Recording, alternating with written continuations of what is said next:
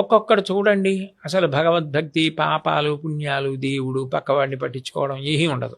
వాడు చాలా ఐశ్వర్యవంతుడిగా ఉంటాడు.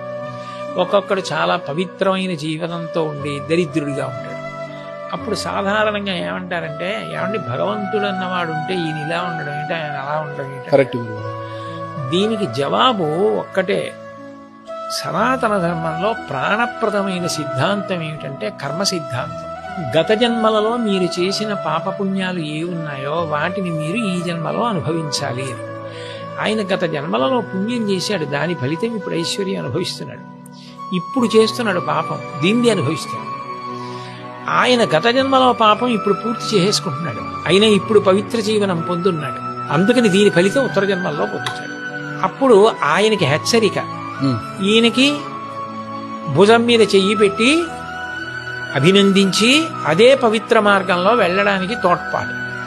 పునర్జన్మ సిద్ధాంతంలో కర్మ ప్రధానమై